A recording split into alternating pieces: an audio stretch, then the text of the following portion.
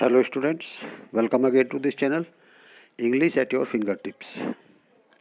Students, today we are going to explain 10th poem of class 9th CBSE and UP board. Name of the book is Behave, and this is a part of the 10th poem because 10th poem is of two part, A and B. In A part, the poem is A slumber did my spirit seal, and its B part is Fear no more. So, in this video, we are explaining A Slumber Did My Spirit Seal, composed by William Wordsworth. Students, you have read earlier that William Wordsworth is known as poet of nature. He composed so many poems about nature, so he is considered as the poet of nature, worshipper of nature. Also, we also called him worshipper of nature because all his poems, almost all his poems are based on the nature. So, in this poem, poet describes death of his beloved, death of his someone dear near, and imagine or explaining how he felt when he saw the dead body of his uh, beloved or near person. Students, you also noticed that so many poems are uh, composed by the poet on Lucy.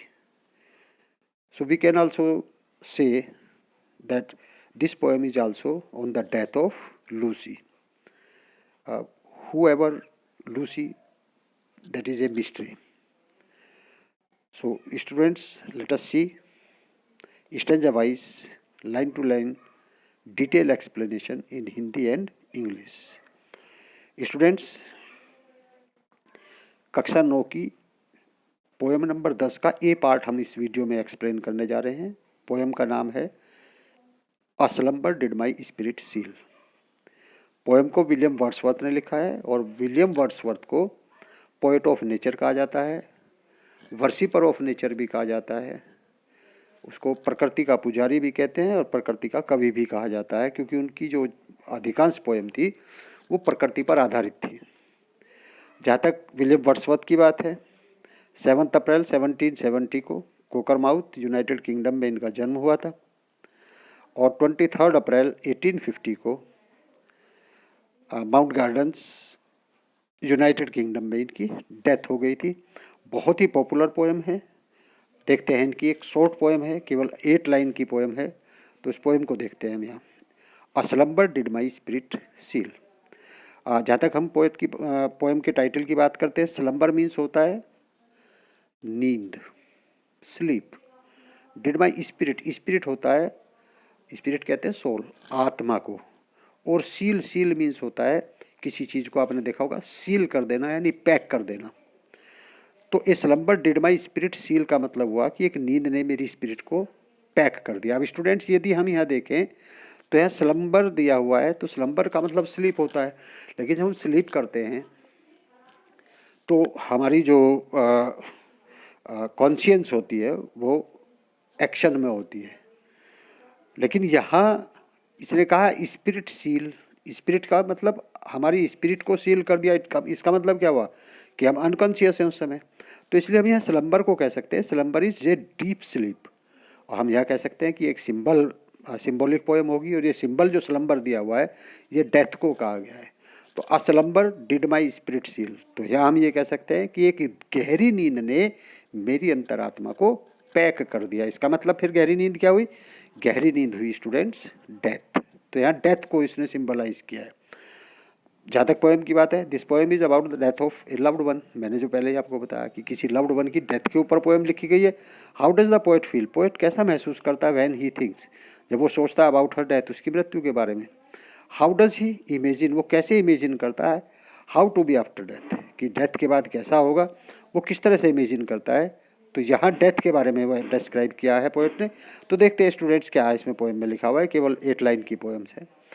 तो a slumber did my spirit seal का मतलब साफ साफ हो गया कि मृत्यु ने मेरी आत्मा को पैक कर दिया है।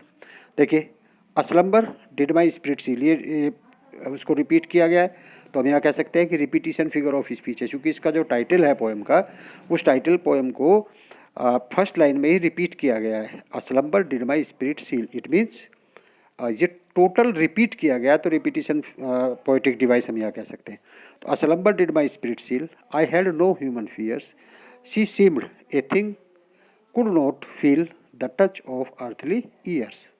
तो स्टूडेंट्स क्या पोएट कहता है, a slumber did my spirit seal, कि एक गहरी निद्रा ने मेरी अंतरात्मा को पैक कर दिया है, बंद कर दिया है।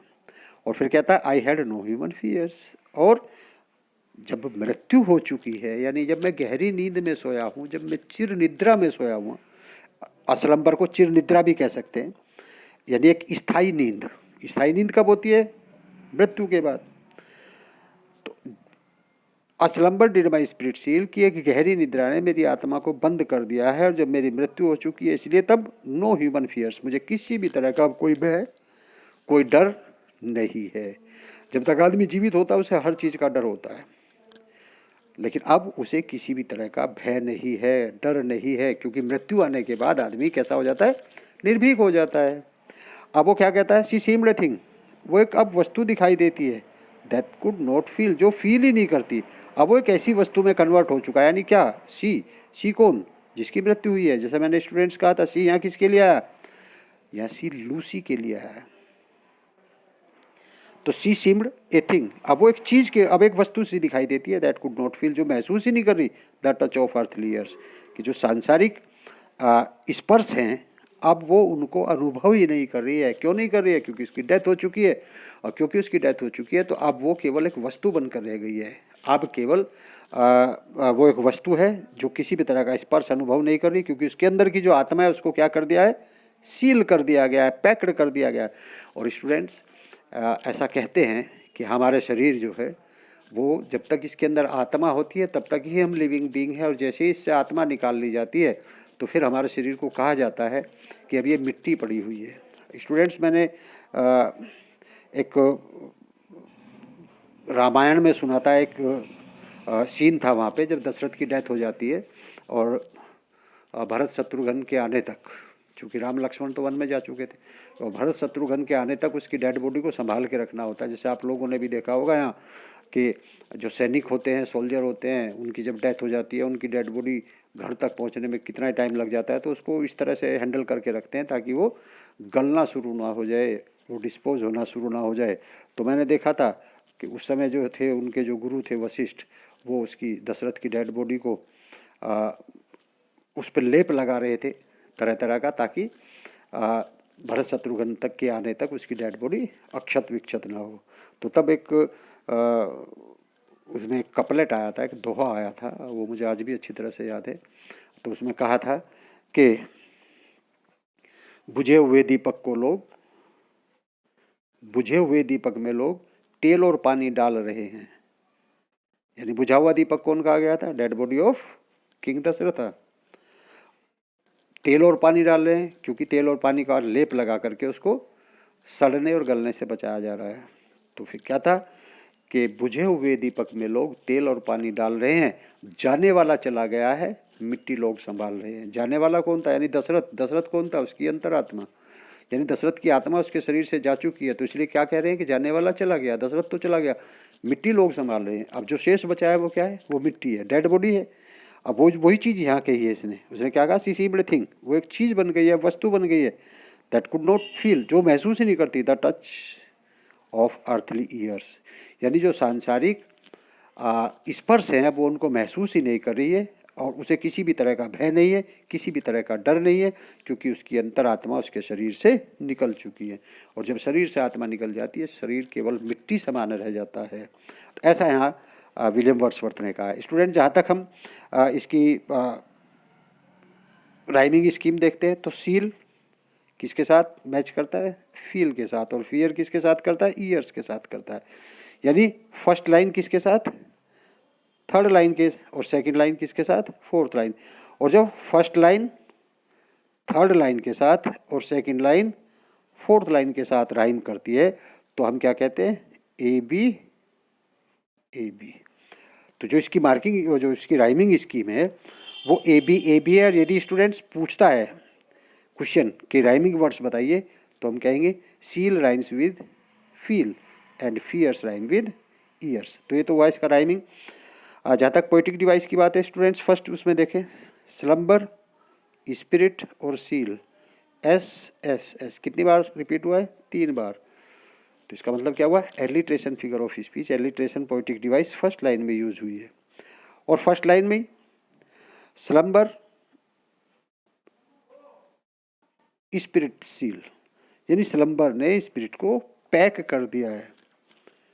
तो स्लम्बर को यहाँ क्या मान लिया गया है? यहाँ स्लम्बर को ऐसा कुछ मान लिया है जो कि स्पिरिट को सील कर देने वाला होता है।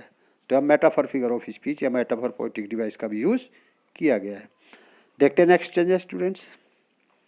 नेक्स्ट स्टेंजा में कहता है, no motion has she now, no force, she neither hears nor see, rolled round in earth's diurnal course with rocks and stones and trees। अब क्या कहता है? नो मोशन है सी नाउ।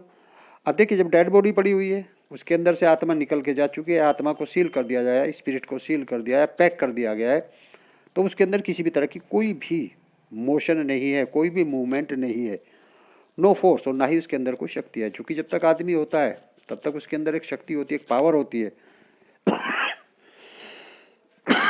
Sorry students. और death होने के बाद उसके अंदर किसी भी तरह की कोई फोर्स, कोई रेजिस्टेंस नहीं रह जाता। तो इसलिए ना तो उसके डेड बॉडी में किसी भी तरह की मोशन है, और ना ही उसके अंदर अब किसी भी तरह की फोर्स है, किसी भी तरह की ताकत है। फिर क्या कहता है? फिर कहता है सी नीदर हियर्स, कि ना तो वो सुन पा रही है, और सी, जो ना ही वो देख पा रही है, क्योंकि जब डेथ ही हो चुकी है। डेथ होने के बाद ना तो यानी डेथ होने के बाद हमारी जो सुनने और देखने की और सोचने और समझने की जो शक्ति होती है, वो सब समाप्त हो चुकी है। पहली लाइन में कहा कि कोई मोशन नहीं है और कोई फोर्स नहीं है उसके अंदर। अब दूसरे में कहा ना तो वो देख सकती है और ना ही वो सुन सकती है। और कहते हैं rolled round in earth diurnal course. अब रोल्ड का मतलब वो क्या करेगी? रोल्ड राउंड करेगी, यानी जिस तरह से पृथ्वी सूर्य के चारों ओर चक्कर लगाती है, अब वो भी सूर्य के चारों ओर पृथ्वी के साथ साथ चक्कर लगाएगी। क्यों? क्योंकि उसको उसकी मृत्यु के पश्चात क्या कर दिया जाएगा? एक कॉफिन बनाया जाएगा, उसका कॉफिन बना करके उसको बरीड कर दिया जाएगा, यानी दफना दिया जाएगा कॉफिन के साथ। और दफनाने के बाद with rocks, stones and trees, जब उसको दफना दिया जाएगा तो इसका मतलब क्या हो जाएगा? वो पृथ्वी का एक भाग बन जाएगी। और पृथ्वी जिस तरह सूर्य के चारों तरफ चक्कर लगाती है, और जब पृथ्वी सूर्य के चारों तरफ चक्कर लगाती है, तो रॉक्स भी, स्टोन्स भी और ट्रीज भी सूर्य के चारों तरफ चक्कर लगाते हैं। तो ठीक इसी तरह से जब उसको बरीड कर दिया जाएगा, मिट्टी के नीचे, ज़मीन के नीचे दफना दिया जाएगा, फिर वो भी पृथ्वी का एक पार्ट बन जाएगी, और फिर वो भी सूर्य के चारों तरफ पृथ्वी के साथ साथ चक्कर लगाएगी। ठीक उसी प्रकार से जैसे रॉक्स लगाती हैं, स्टोन्स लगाते हैं और ट्रीज लगाते हैं। तो इस तरह से यहाँ बताया गया है कि वो डेथ होने के बाद किस तरह से पृथ्वी का पार्ट बन जाएगी, और सूर्य के चारों तरफ जैसे जैसे पृथ्वी रोल राउंड करती है, उसी तरह से अर्थ के साथ साथ उसकी डेड बॉडी जिसको बरीड कर दिया जाएगा, वो भी अब पृथ्वी का एक भाग बन जाएगी। और पृथ्वी का हिस्सा होने के कारण जैसे रॉक्स, स्टोन्स और ट्रीज जो हैं वो पृथ्वी के साथ साथ सूर्य के चारों तरफ चक्कर लगाते हैं, ठीक इसी तरह से पृथ्वी के साथ वो भी सूर्य के चारों तरफ भी चक्कर लगाएगी और साथ साथ अपनी एक्सिस पर भी चक्कर लगाएगी। तो दोनों तरह की मूवमेंट करना शुरू कर देगी वो, यानी अर्थ का एक पार्ट बन जाएगी। तो स्टूडेंट्स, यदि हम इसमें देखें, इसमें क्या, तो इसमें यदि हम देखते हैं तो यहाँ है फोर्स और कोर्स और सीज और ट्रीज, यानी फर्स्ट लाइन फिर से थर्ड लाइन के साथ सेकंड लाइन फोर्थ के साथ, यानी फर्स्ट लाइन थर्ड लाइन के साथ और सेकंड लाइन फोर्थ लाइन के साथ। तो जब फर्स्ट लाइन थर्ड लाइन के साथ और सेकंड लाइन फोर्थ लाइन के साथ होती है तो पॉइंट जब क्या होती है हमारी राइमिंग स्कीम ए बी।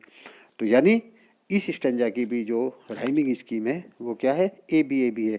जहाँ तक राइमिंग वर्ड की बात है तो हम कह सकते हैं force rhyme with course and sees rhymes with trees. तो इस तरह से हम कह सकते हैं। जहाँ तक स्टूडेंट्स पोइटिक डिवाइस की बात है तो इसमें यदि हम देखें शी सीज यानी एस एस इसमें रिपीट हो रखा है तो हम क्या कहेंगे इसको, एलिट्रेशन। रोल्ड अराउंड दोनों बार क्या हुआ, आर आर रिपीट हो रखा है। तो इस तरह से यहाँ इसकी सेकंड लाइन और थर्ड लाइन में एलिट्रेशन फिगर ऑफ स्पीच है। तो स्टूडेंट्स ये थी आपकी पोएम नंबर 10 का ए पार्ट। और आपको ये वीडियो कैसी लगी आप कमेंट करके बता सकते हैं। यदि आपको वीडियो अच्छी लगे तो मेरे चैनल को सब्सक्राइब कर लें, और यदि आपने मेरे चैनल को अभी सब्सक्राइब नहीं किया तो प्लीज़ चैनल सब्सक्राइब करें और बेल के आइकॉन को भी प्रेस कर दें ताकि आने वाले वीडियोज़ की नोटिफिकेशन आपको मिलती रहे। वीडियो को अपने फ्रेंड्स के साथ जितना ज़्यादा से ज़्यादा शेयर कर सकते हैं शेयर करें ताकि आपके फ्रेंड्स भी इस वीडियो के माध्यम से अपनी प्रिपरेशन अच्छे से कर सके। तो मिलते हैं स्टूडेंट्स किसी नेक्स्ट वीडियो में, तब तक के लिए थैंक यू वेरी मच।